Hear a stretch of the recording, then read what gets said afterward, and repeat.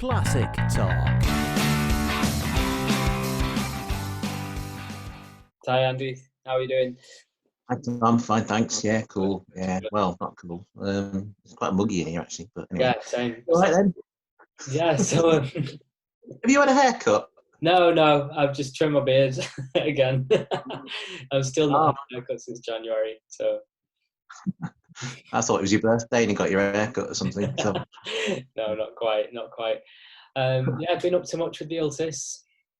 I tell you what, this last week I got a bit fed up with it last week. There's a bit of wheel wobble on it, and I took it to get the wheels balanced. And the garage I normally use, they said they couldn't balance the wheels because the wheels were too heavy or something. Which not quite what I kind of wanted to hear, because I don't think that's true. But the 16-inch wheels with fairly big tires, but they reckon that the one of the tires has got a flat spot, but possibly the wheel is slightly out of true as well. So I've got to try and work out whether I get a new tire, a new set of tires, a new steel wheel. I don't know, but I'm all right up to 50 miles an hour, and then it just goes a bit wobbly. So at the moment, I'm just going to work from there and keep my fingers crossed and search eBay and see if I can get an extra tire and just stick that on. And see what happens. It's to spend some time on eBay as well, I suppose, which might not be a bad thing. Might be a bad thing. Depends how it depends what you find. Well, I just bought some new studio equipment for the voiceover stuff, and that's just set me back a little bit. So so I'm gonna have to wait till my birthday, I think. Yeah, it's never fun buying work-related stuff, is it? No. Especially when it doesn't look very good. I bought a new microphone, right, and it looks exactly the same as the old one, but it cost me 200 quid more. Except it's black, so it looks the same, but it's black. That's it. Now, so I don't know. It doesn't feel any different. But anyway. Well, you might get better results. We'll find out, won't we? Yeah, I still got the same voice though, but it just, you hear more of it. Apparently, that's what they say. It's got more wavy lines when I send in the voiceover stuff. So wavy lines on audio files are good things, apparently. Good things, but not too tall. That's all I know. To go too tall, you don't want that, but you don't want too small either. No, this is a sweet spot. There's definitely a sweet spot. Yeah, there's a message in life there somewhere. I don't know, something like that. Anyway. Yeah, your wavy lines have to be just right. That's the life lesson for this week. So we had Ped on for the first of his chat with us, and we're going to go to him again this week. So Ped, obviously we know him from Vintage Voltage and among other things in his YouTube channel Petrol Ped, which has 1,000 million subscribers and is a really good watch. And this week he's talking a little bit about the electrification, is that the right word to use, of classic cars, a little bit of the ethics of that, a little bit more about his telework, and just general chit chat about cars, really. Yeah, top bloke as well. Yeah, nice guy. Yeah.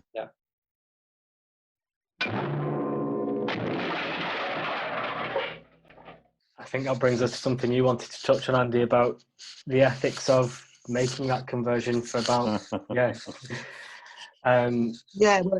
we spoke to Alex Riley a couple of weeks ago, and Alex was concerned about the fact of putting so much electric power in a frame, a vehicle, and the structure of an older vehicle that's 50, 60 years old. Yeah. And handling that. And I know I've seen Richard Morgan on, from Electric Classic Cars on Vintage Voltage. He strengthens things and all that kind of stuff to adapt them for modern use. But from what you see, is that do they feel like they can handle the structure of a 50-year-old, 60-year-old vehicle after being strengthened to some extent? So can they handle that power? Yeah, so clearly Moggy would be the guy to definitely give you the answer, because he's the brains behind Electric Classic Cars. The fact you might not know is that Moggy and I went to university together. So when I got involved in that project, we suddenly realised that, oh my God, we were at college together. A couple of things about what they do is in conversion. So the terminology that we use is we talk about wild or mild. So a lot of the conversions the bulk of what they do are the mild ones. So it's maintaining the gearbox and replacing the engine with an electric motor, and you adapt the motor to the gearbox using an adapter plate, and therefore you still have gears, and you still drive the car in a very similar way to what you would do if it had an internal combustion engine. And the motors that are used are not ridiculously powerful. They're probably producing in the region of 120 horsepower. Different torque characteristics, because you've got torque from 0 RPM. And sometimes depending on the gearbox being used and depending on the car, things need strengthening. It might need a different gearbox. It might need a different clutch. But it's not just, when they do the conversion, what they're very careful at doing, and I think this is hopefully coming across on the show, is you don't just take the engine out and put a motor in and off you go. You look at everything else on the car. You look at braking, you look at suspension, you look at wheels, you look at balance, and you take that as a whole package. And if the car, depending on how the car's constructed, depending on the strength and so on, if it needs extra strength and extra work, then that's what's put in. So, at the end of the day, if you didn't do that, the car would rip itself apart. So, yeah. The wild ones, they're a different matter. So they're when you're using the bigger Tesla motors, and they're 450 horsepower, and all of those, you don't have the gearbox, you have direct drive, and they require a lot of work in the chassis and the for strengthening and stuff. Do any of the owners or the buyers of those cars, do they retain those engines, like sit it in a garage somewhere at home so that they've got it to go with the car if they were selling it on, in case somebody wants to convert it back? Or so some yes. So some of the clients will ask for whatever the work is that's being done to be fully reversible. Right. So it depends on the car, really. Yeah. But yeah, I know for a fact there's a car in the workshop at the moment that the client has asked for a conversion, but it needs to be completely reversible. Right. And very sympathetically done, so you can't go at the car with angle grinders and all that kind of stuff. Yeah. Now, can you let us into any... Stop, Tom. Sorry, were you going to say something? I was just going to say, I bet that's so hard to do sympathetically. Yeah. Yeah, it is. angle grinder. Yeah. So and again, that's my role in the show is very much for the TV show a link role to kind of help us go to the types of. And one of the things we found amazing about when we were making the show is the engineering companies that are hidden in the industrial estates of Great Britain that are doing amazing things that no one's ever heard of. Be that making, we went to a leaf spring company in Coventry, and they do leaf springs from everything from big industrial steam engines to classic cars. And they're all handmade, and the skill levels of the people who work there was just incredible.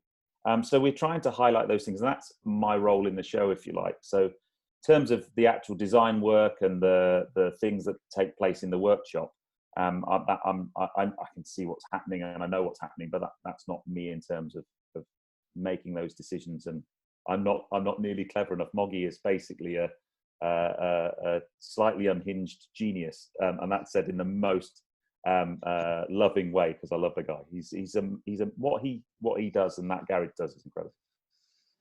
Mm. I know it will annoy some of your classic car owners and fans, though.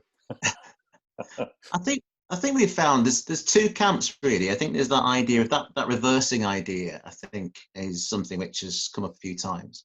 Yeah.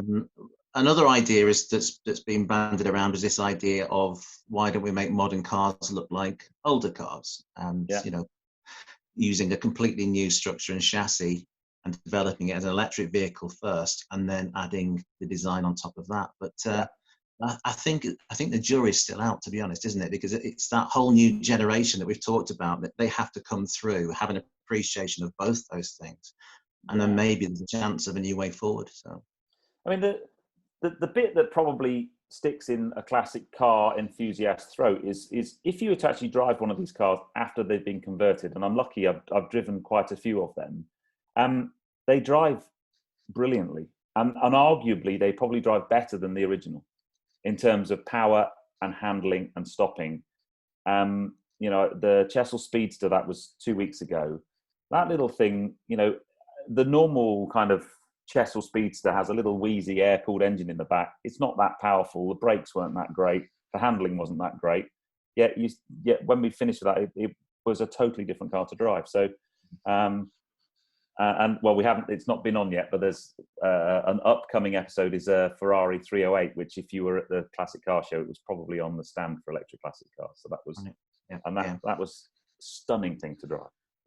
So when you say about the improvements, do you understand the sort of, well, of course you understand, but do you see sympathy with the group of people that go, well, this drives like a heap of crap. It doesn't stop. It sounds terrible. It's uncomfortable, but I really like that. And that's the point. Yeah. Totally get it. Yeah. I mean, I even got grief because I did a film with Frontline Developments, Abingdon Edition, MG Abingdon Edition, which I don't know if you're familiar with that. So it was on Top Gear, but it's basically a MGB with everything new. And it was the most incredible car to drive. It was beautiful, but I got grief in that video because, exactly like you said, people said, but the whole point of an MG is they don't go that fast, and they're rubbish around corners, and they don't stop very well. And I get that. That's the whole character of a car. But I honestly think that I just think people need to chill out a little bit and see it for what it is.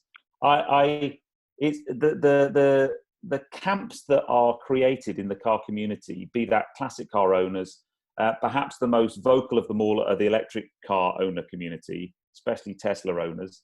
And I just think they need to chill out a little bit. I think there's a place for everybody. Exactly. And I can appreciate, and I find it difficult to understand why other people can't. I can appreciate supercars. I can appreciate modern day cars. I can appreciate classics. I can appreciate electric cars for what they are. And I get in them and I drive them for what they are. I love driving electric cars. They're great.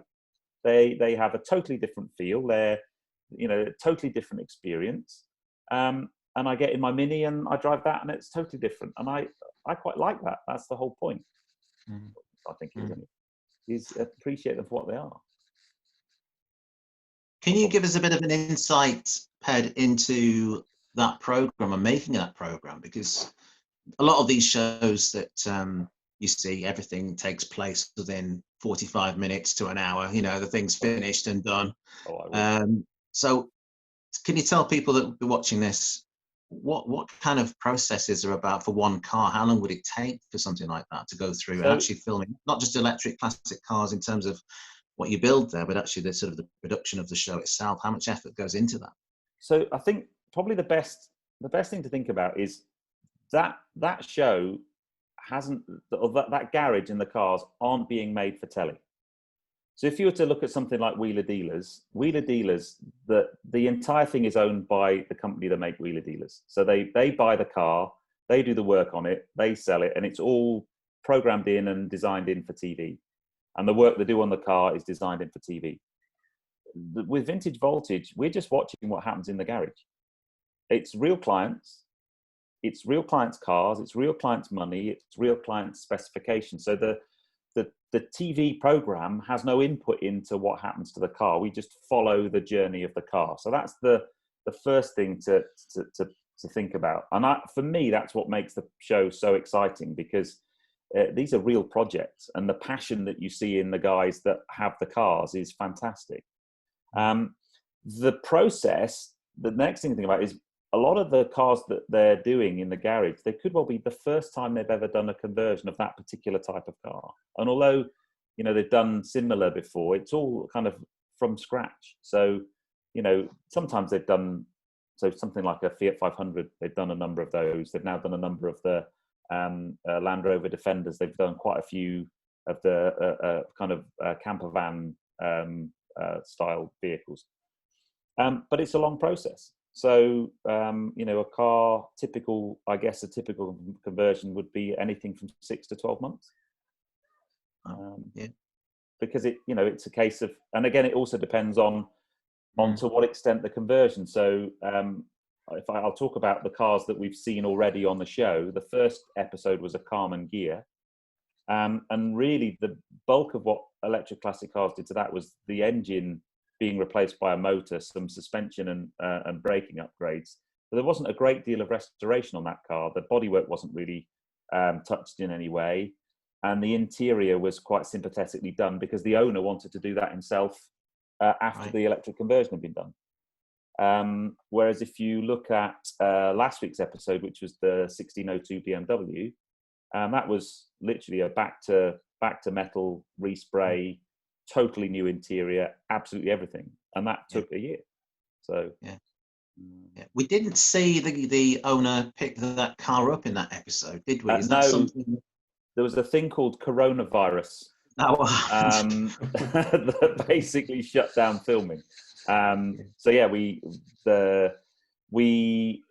still had, when the lockdown happened, there was still quite a bit of work to do on a few of the episodes, and we just had to stop filming. So it was a real shame. But unfortunately, we had no way of dealing with that. I think that's a really enjoyable part of the show is when Moggy test drives the car after all the work's gone into it, and you see his face. You know, I met the guy about 5-6 years ago. I bought some parts for a 914 that I had, and I went down to his house to collect them.